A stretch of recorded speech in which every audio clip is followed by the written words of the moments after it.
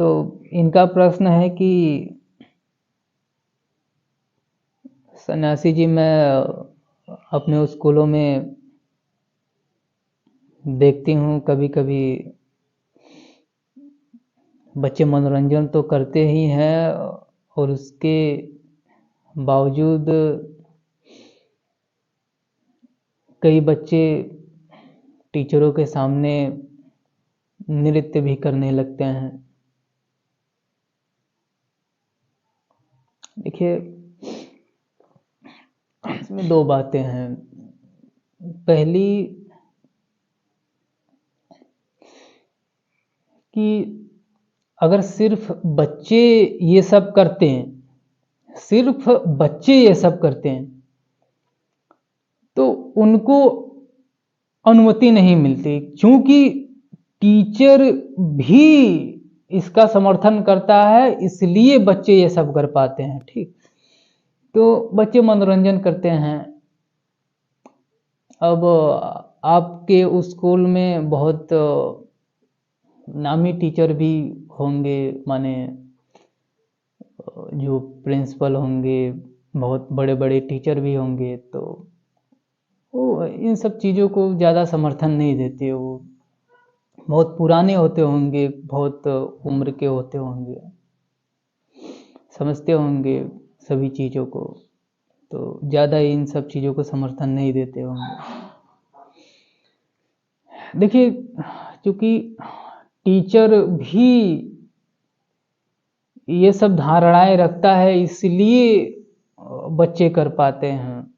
अब इसमें आप बच्चों की स्वतंत्रता कह दे तो ये गलत होगा, क्योंकि बच्चे भी तभी कर पाते हैं जब टीचर की अनुमति होती है, नहीं तो वो कहाँ से कर पाते, नहीं कर पाते। और हम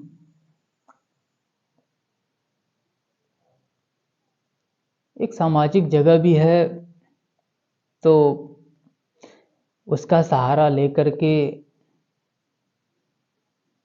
हम अपनी अंदर की बेचैनियों को शांत कर रहे हो तो हमारी छवि पे भी आंच नहीं आती, और हमारी बेचैनी को भी थोड़ी राहत मिलती है। उसमें टीचर को भी राहत मिलती है, उसमें बच्चे को भी राहत मिलती है। तो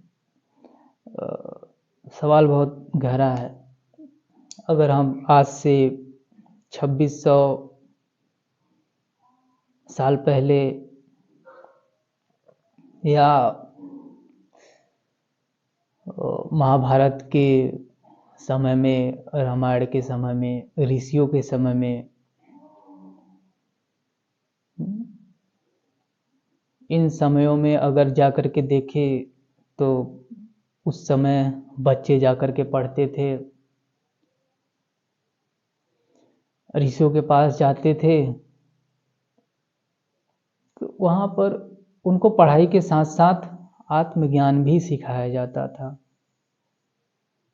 एक लड़का हमसे कह रहा था कि सन्यासी जी, हमारे स्कूलों में टीचर कहते हैं कि आप हमारे कोचिंग में नहीं पढ़ेंगे तो आपको प्रैक्टिकल में नंबर कम देंगे। भाई, ये क्या है? क्या है? शिक्षा का अर्थ तुमने व्यापार बना दिया। शिक्षा को शिक्षा की तरह न दे करके, और स्कूलों को तुमने अपने मनोरंजन का साधन बना दिया। तुमने अपनी धारणा से ज्ञान देना शुरू कर दिया। एकदम बहे जा रहे हो, बहे जा रहे हो, किस दिशा में बहे जा रहे हो आपको कुछ समझ में ही नहीं आता। शिक्षा को हमने बिजनेस बना दिया। फीस देना, फीस इतनी लगेगी, फीस एग्जाम में बैठने नहीं दिया जाएगा, ये है वो है, ये बुक खरीदो, यहाँ हमारे यहाँ कोचिंग करो, ऐसे है, इतना पैसा दो।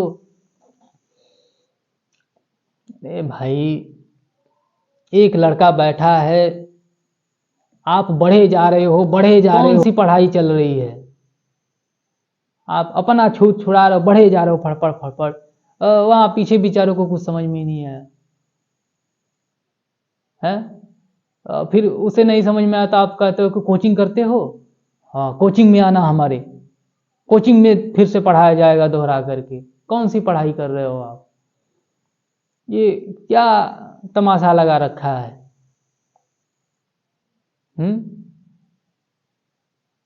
इंसान के जीवन का 2 घंटा भी बहुत महत्वपूर्ण होता है, आप उसमें नाच नचा रहे हो। बताइए, हमारे ऋषियों ने भी कभी ये सब किया था क्या? देखिए, अगर आप नाच नचा रहे हो तो आप नृत्य सिखाइए ना। आप नृत्य, लेकिन आप नाच भी ऐसे नचा रहे हो जैसे कि बिल्कुल किसी भी तरह से बस, अगर आपको नृत्य आता है तो नृत्य सिखाइए, कला को सिखाइए, लेकिन आपको वो भी नहीं आता। आपको तो बस अपनी बेचैनी को शांत करना है। देखिए, इसमें बच्चों को जागरूक रहना होगा, इसमें बच्चों को बहुत सतर्क रहना होगा। ये फ्रीडम के नाम पे जो हो रहा है, आपको वहां शिक्षा से मतलब है, आपको वहां मनोरंजन से मतलब नहीं है। अगर टीचर नहीं कहता तो आप थोड़ी ना डांस करती, टीचर की अनुमति से ही तो डांस कर रही है ना। तो इसमें आपकी फ्रीडम कहां है? इसमें तो टीचर करवाना चाहता है ना। और इन सब बातों का आपको समझना चाहिए। हमारी शिक्षा के स्रोतों से जो आत्मज्ञान के विषय को हटा दिया गया है, उसे पुनः स्थापित करना होगा, नहीं तो ऐसी हुड़दंगई मस्ती रहेंगी। उस पर भी तुम्हारा हक है,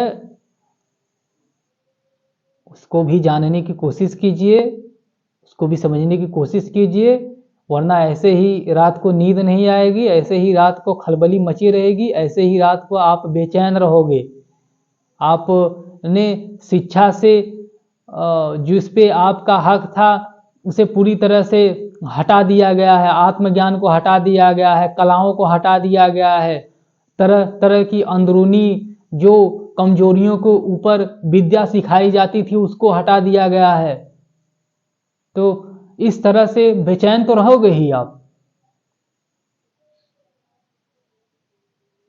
क्योंकि आपको पता नहीं है, इसलिए आप शांत हो और इसलिए तड़प रहे हो।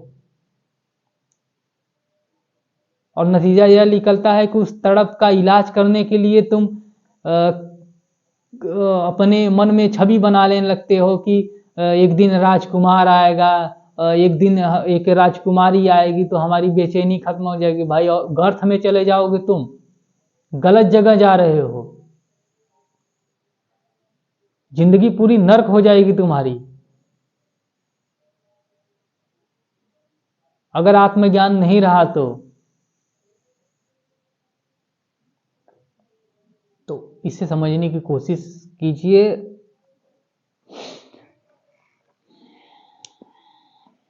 नहीं, ऐसे ही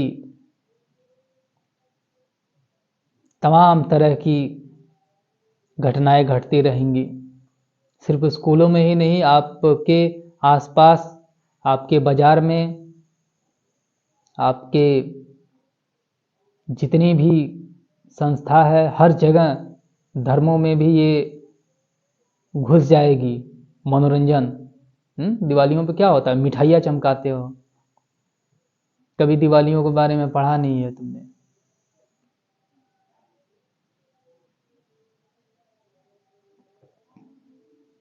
जिन्होंने जो बता दिया है सिर्फ उन्हीं पे चल रहे हो। 5,000 10,000 साल पुरानी किताब उठाकर कभी तुमने देखा नहीं कि हमारा धर्म वास्तव में क्या था।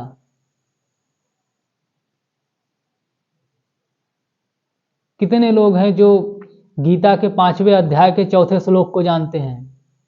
कितने लोग हैं?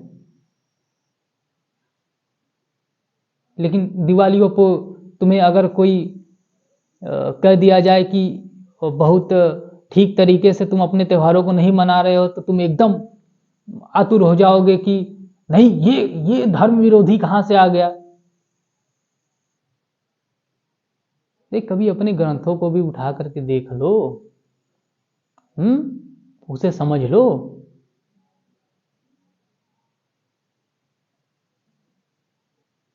आत्मज्ञान हमें कहाँ सिखाया जाता था उसे तो देख लो।